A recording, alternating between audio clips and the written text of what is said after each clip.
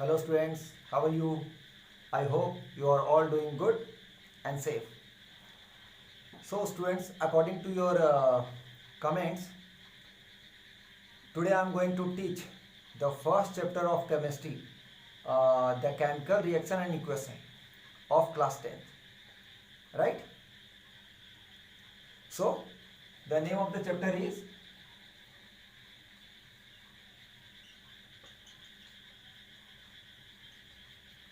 chemical reaction and equation.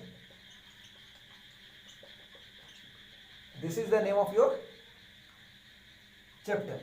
Okay students? Student, let me clear one thing. ये chapter आप लोगों के लिए इंपॉर्टेंट है. ऐसे तो सारे ही चैप्टर्स इंपॉर्टेंट्स हैं, लेकिन बेसिकली आपका फाइनल टर्म एग्जामिनेशन में रिलेटेड टू दिस चैप्टर 8 या 9 मार्क्स का क्वेश्चन पूछता है. डायरेक्ट 8 मार्क्स का क्वेश्चन नहीं होगा, जैसे कोई 3 मार्क्स का पूछ दिया, कोई 1 का भी पूछ दिया, कोई 5 का भी पूछ देगा. तो लगभग 8 या 9 मार्क्स के आसपास इस चैप्टर से पूछा जाता है. चैप्टर है बहुत ईजी, थोड़ा सा ध्यान दोगे हर एक टॉपिक आप समझ जाओगे. So let's start. तो before going to discuss any topic, let me clear one thing students, कि इसमें बहुत सारे ऐसे टर्म्स आएगा जो आप लोग 9th में ऑलरेडी पढ़ चुके हो. तो मैं कुछ टॉपिक को पहले आप लोग को एक बार रिवाइज करवा देता हूँ जो हम लोग 9th में पढ़े हैं. ठीक है? तो जब तक वो कंसेप्ट क्लियर नहीं होगा तब तक मैं लिखाऊंगा, बीच में वो टर्म्स आएंगे, फिर आप लोग कंफ्यूज करोगे. तो सबसे पहले आता है matter.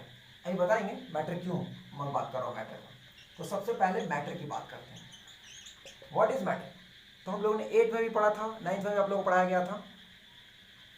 Anything that has occupied space and has a mass is known as matter.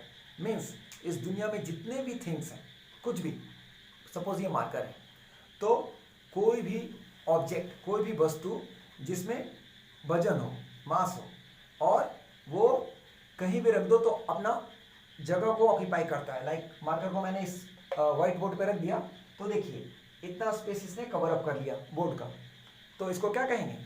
It is a matter. Our body is also matter. सोफे में बैठ जाते हो हम लोग, सोफे का इतना ऑक्यूपाई कर लेते हैं जगह, हमारे अंदर वजन भी होती है. तो इस दुनिया में जितने भी थिंग्स हैं सब मैटर है. ठीक है? तो मैटर का क्या डेफिनेशन है? एनी थिंग्स या any object that has mass and occupy space is known as matter. Clear students? Okay. Now next दूसरा टर्म है matter is made up of what. ये मैटर किससे बना हुआ है? ठीक है? तो बोलोगे matter is made up of small components known as atom and molecules. याद रखो स्टूडेंट्स, ये जो मार्कर बना हुआ है, एक्चुअली में मार्कर ये इतना बड़ा हमको ऑब्जेक्ट दिख रहा है, लेकिन इसके अंदर छोटे छोटे छोटे कंपोनेंट्स, ठीक है, सेल की तरह. जैसे कि 9th में हम लोगों ने सेल पढ़ा है. हर एक लिविंग ऑर्गेनिज्म किससे बने हुए हैं? सेल से. पूरे सेल के कॉम्बिनेशन से उनका बॉडी बिल्डअप है. उसी तरह ये मार्कर में छोटे छोटे एटम्स और मॉलिक्यूल्स, या तो एटम को या मॉलिक्यूल्स, मैटर भी है जो छोटे कंपोनेंट से बने हुए हैं, और उस कंपोनेंट्स को या तो एटम्स कहते हैं या मॉलिक्यूल्स. तो matter is made up of क्या? Matter is made up of atom और molecules. It is the smallest components. बहुत छोटे कंपोनेंट्स होते हैं स्टूडेंट्स. ठीक है?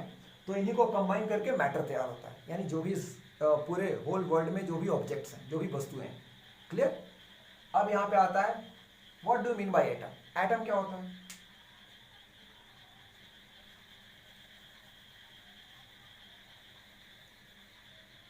तो एटम की बात करें.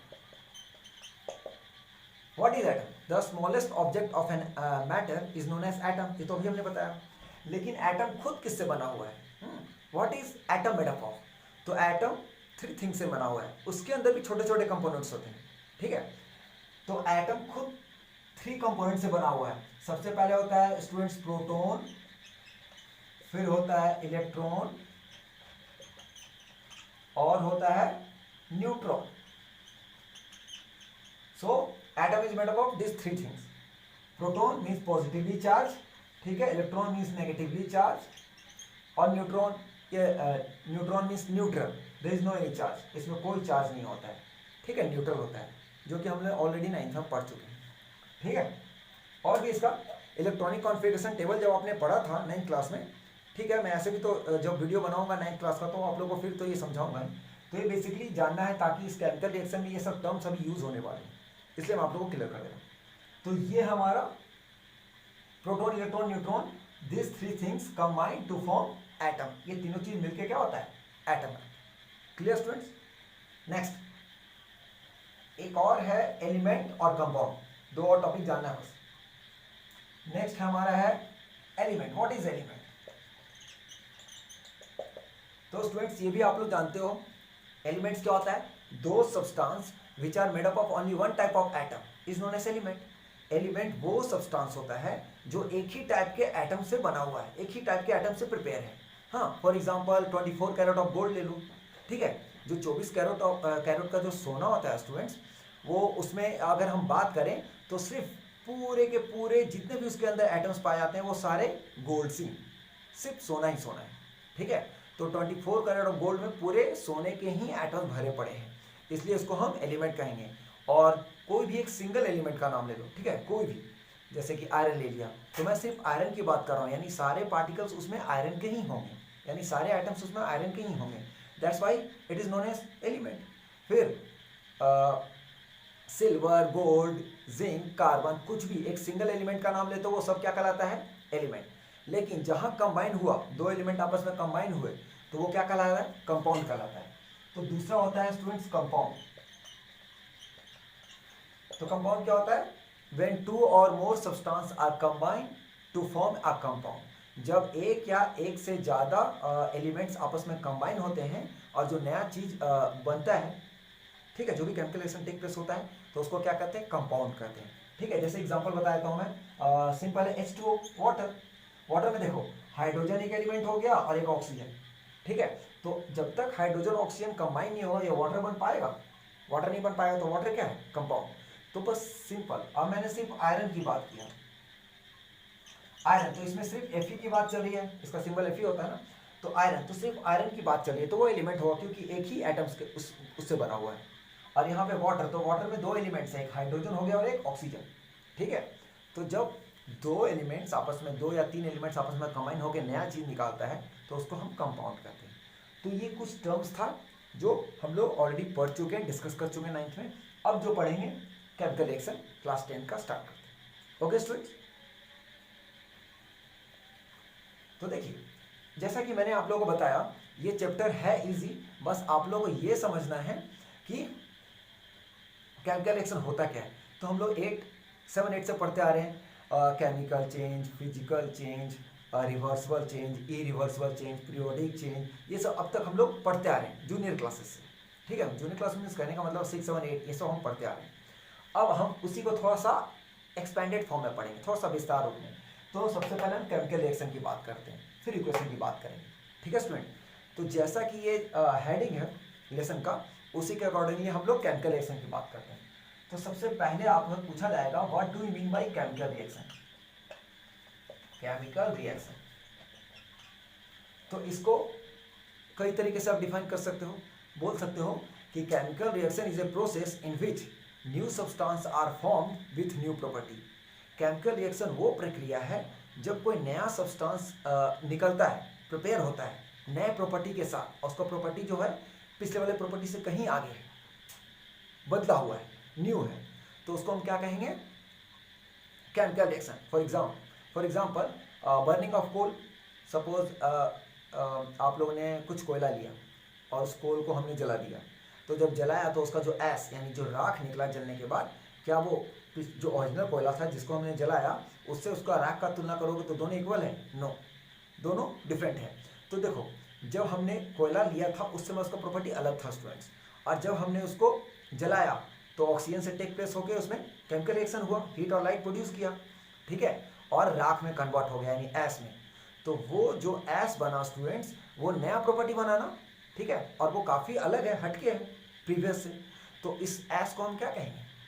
प्रोडक्ट, जो कि नया प्रॉपर्टी के साथ निकला। उसी तरह फॉर एग्जांपल अपने ही बॉडी में ले लो ना, डाइजेशन ऑफ आवर फूड।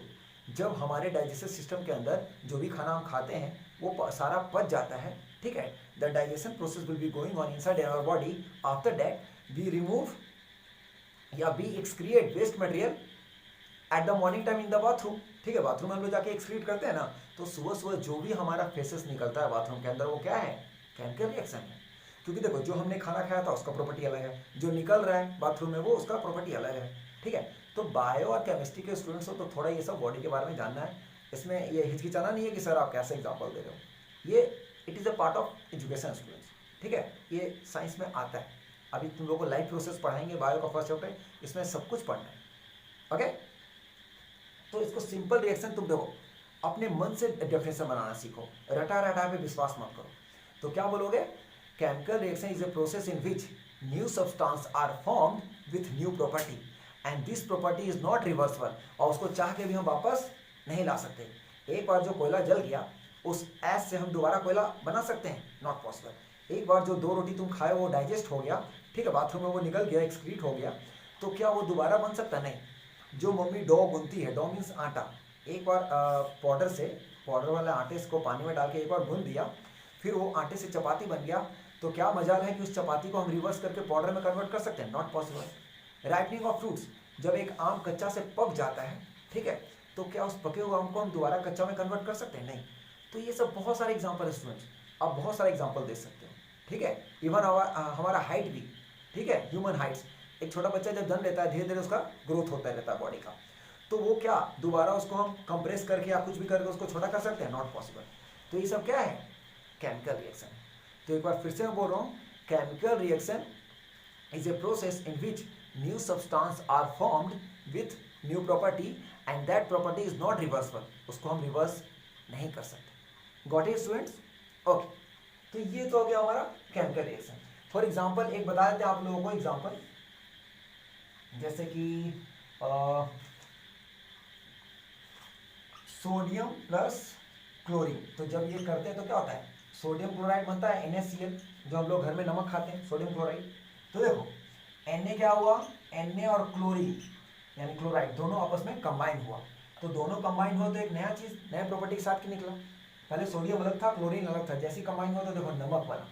तो सोडियम क्लोराइड एक नया प्रॉपर्टी, नए फीचर्स के साथ निकला ना, तो ये एक एग्जाम्पल है केमिकल रिएक्शन का। उसी तरह बहुत सारा मैग्नीशियम, मैग्नीशियम रिबन अपने अपने स्कूल के लैब में देखे हो, स्पाइरल टाइप का एक मैग्नीशियम रिबन होता है, ठीक है। जब जाओगे तो आपके टीचर क्या करेंगे, केमिस्ट्री टीचर थोड़ा सैंड पेपर से उसको रगड़ देंगे, उस पर डस्ट जो जमा हुआ है वो हट जाएगा, और उसके बाद उसको बर्नर से जलाएंगे तो थोड़ा डैजलिंग साउंड करके जलता है, छोटी छोटी टाइप का, जैसे दिवाली में जलता है।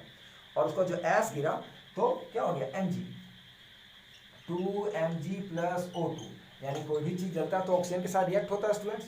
तो मैग्नीशियम को हमने जलाया तो ऑक्सीजन उसके साथ रिएक्ट हुआ, तो क्या बन गया, 2MgO। तो देखो मैग्नीशियम ऑक्साइड बन गया, क्योंकि हमने पहले भी पढ़ा है कि when metal react with any metal react with oxygen it form metal oxide. तो यहाँ पे देखो मैग्नीशियम ऑक्साइड फॉर्म हुआ ना, तो ये एग्जांपल है, ये केमिकल। तो देखो मैग्नीशियम पहले का इसका प्रॉपर्टी अलग था, जैसे ये जला इसका जो राख आया वो नया प्रॉपर्टी के साथ निकला, तो it is also one of the example of chemical reaction. Clear students? अब नेक्स्ट स्टेप में क्या है, केमिकल रिएक्शन में 2 पार्ट्स होते हैं students. In a chemical reaction there are 2 parts, एक होता है रिएक्टेंट साइड और एक होता है प्रोडक्ट साइड। जैसे मैंने अभी आप लोगों को एग्जांपल दिया, मैग्नीशियम प्लस ऑक्सीजन के साथ इसको कंबाइन करके बर्न किया तो 2MgO आया, ठीक हो। तो इसमें क्या करना होता है स्टूडेंट्स, जो भी ये एरो जो है, ये जो एरो है, एरो को लेफ्ट हैंड साइड, ये मेरा लेफ्ट हैंड साइड है ना, तो एरो को लेफ्ट हैंड साइड, जिसको LHS कहते हैं, लेफ्ट हैंड साइड, और जो नया प्रोडक्ट निकला यानी एरो के बाद वाला जो प्रोडक्ट साइड है उसको हम बोलते हैं RHS, राइट हैंड साइड। तो याद रखो जो भी एरो के LHS साइड है यानी लेफ्ट हैंड साइड है, इसको हम क्या बोलते हैं, रिएक्टेंट्स, रिएक्टेंट्स। और जो नया प्रॉपर्टी निकला यानी एरो के बाद जो नया प्रॉपर्टी निकल रहा है, ठीक है, जो भी केमिकल रिएक्शन के बाद नया चीज जो न्यू सब्सटेंस निकल रहा है उसको हम क्या बोलते हैं, प्रोडक्ट। तो हमेशा केमिकल रिएक्शन में एक रिएक्टेंट साइड होता है और एक प्रोडक्ट साइड होता है। क्लियर? नेक्स्ट अब हम जानेंगे व्हाट इज रिएक्टेंट। तो ये तो समझा दो कि लेफ्ट हैंड साइड कोई भी केमिकल रिएक्शन जो हम रिप्रेजेंट करते हैं तो लेफ्ट हैंड साइड्स को हम रिएक्टेंट कहते हैं, और जो नया प्रॉपर्टी नया चीज निकलता है न्यू प्रॉपर्टी के साथ उसको हम प्रोडक्ट कहते हैं। तो रिएक्टेंट को ऐसे बोलोगे, व्हाट इज रिएक्टेंट, तो लिखोगे दोज एलिमेंट्स, या फिर लिखोगे दो सब्सटेंस, नहीं एलिमेंट कर दो, those elements or compound which can take participate in a chemical reaction is known as reactant.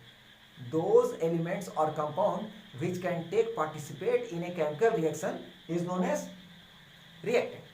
ठीक है, which can take participate in a chemical reaction is known as reactant या reactant side. क्लियर. जैसे देखो Mg plus O, magnesium जब जल रहा था तो ऑक्सीजन के साथ रिएक्ट हुआ, तो ये दोनों मिलके क्या कहलाएंगे, रिएक्टेंट. तो those elements or compound which can take participate in a chemical reaction is known as reactant.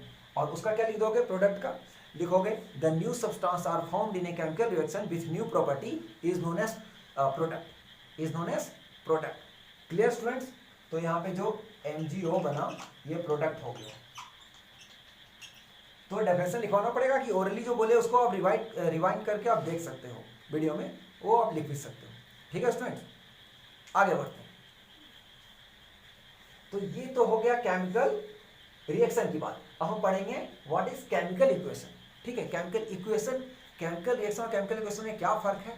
तो फर्क है स्टूडेंट्स, केमिकल रिएक्शन में क्या होता है, नया चीज नए प्रॉपर्टी के साथ निकलता है.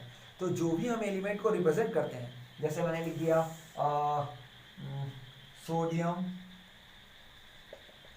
सोडियम प्लस क्लोरीन, तो सोडियम क्लोराइड बना ना, सोडियम प्लस क्लोरीन है, सोडियम क्लोराइड बना.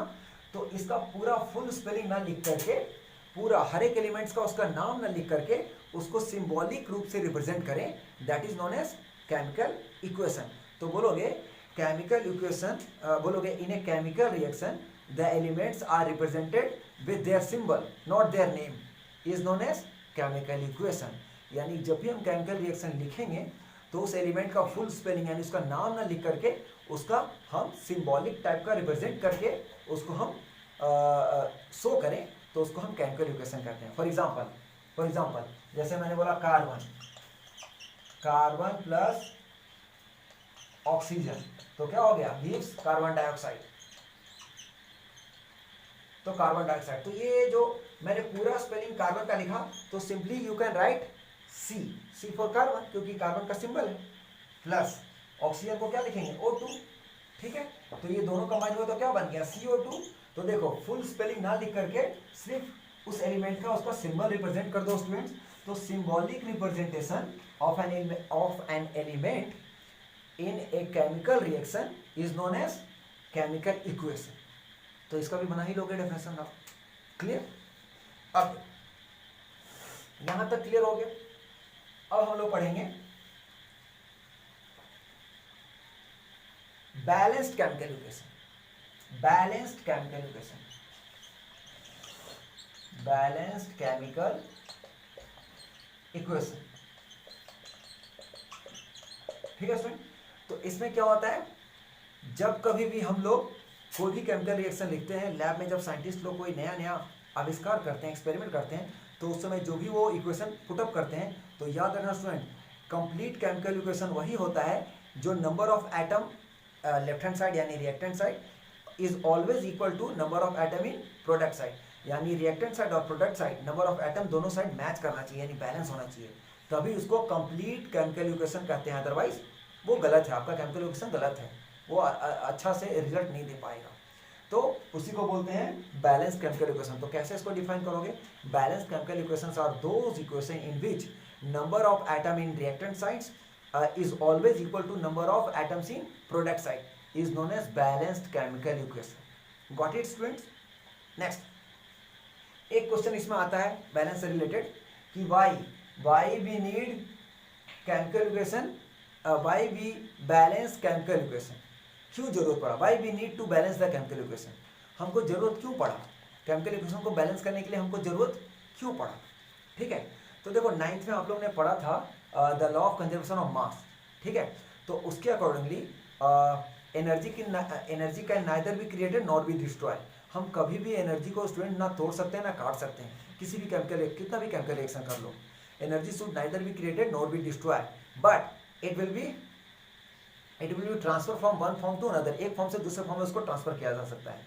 और अभी जैसा कि मैंने बताया कि रिएक्टेंट साइड जो नंबर ऑफ एटम्स हैं और जो प्रोडक्ट साइड जो नंबर ऑफ एटम है वो हमेशा इक्वल होता है। यानी कितना भी केमिकल इक्वेशन कर लो, हम एनर्जी को तोड़ और डिस्ट्रॉय तो कर नहीं सकते हैं, बट हाँ उसको हम दोनों साइड LHS साइड और RH साइड इक्वल कर सकते हैं। तो इसीलिए कभी भी केमिकल रिएक्शन को बैलेंस करना बहुत जरूरी है। Without balancing the chemical equation your result will be false. Clear students? अब नेक्स्ट टॉपिक हम पढ़ेंगे what is the characteristics, what is the characteristics, what is the characteristics of chemical equation. Chemical equation यानी आप कैसे बताओगे क्या है विशेषता केमिकल इक्वेशन को, कैसे हम कहेंगे कि हाँ केमिकल इक्वेशन हुआ है, कुछ तो प्रूव होना चाहिए ना। तो the characteristics of chemical equation हमको पता करना है कि भाई केमिकल इक्वेशन कैसे हुआ। तो उसमें आप लोग को 5 चीज पढ़ना है स्टूडेंट्स, ठीक है। 5 टॉपिक जो मैं एग्जांपल के साथ आप लोग को बताऊंगा। तो पहला है evolution of gas, evolution of gas. तो किसी केमिकल रिएक्शन में क्या होता है, गैस का फॉर्मेशन होता है, चाहे हाइड्रोजन रिजल्ट के रूप में इवॉल्व हो या कार्बन डाइऑक्साइड निकले, कुछ भी। तो एक गैस के फॉर्म में जब निकलना स्टार्ट होता है, फॉर्मेशन होना स्टार्ट होता है, तो उसको हम समझ लेते हैं कि हाँ केमिकल रिएक्शन हुआ। दूसरा चेंजिंग स्टेट, कोई चीज़ सॉलिड से लिक्विड हो गया, कोई चीज़ लिक्विड से, तो सब मैं एग्जांपल आप लोगों को नेक्स्ट वीडियो में। फिर है फॉर्मेशन ऑफ प्रेसिपिटेट, फिर पढ़ेंगे चेंज इन कलर, किसी में कलर चेंज होता है, ठीक है। जैसे कि मैंने आम का एग्जांपल दिया था, कच्चा से पक गया तो उसका कलर चेंज हो गया। और एक है चेंज इन टेम्परेचर, किसी का टेम्परेचर बढ़ जाता है या घट जाता है। तो ये 5 टर्म्स जो है वो आपको मैं नेक्स्ट वीडियो में अपलोड करके बताऊंगा। फिलहाल तो आप लोग यहाँ तक नोट्स बना सकते हो। और one more thing students, please subscribe my channels, right comments. आप लोगों के कमेंट्स के कारण ही मैं नया नया वीडियो बनाऊंगा जो आपके डाउट्स को क्लियर करेगा। So thank you and have a nice day students.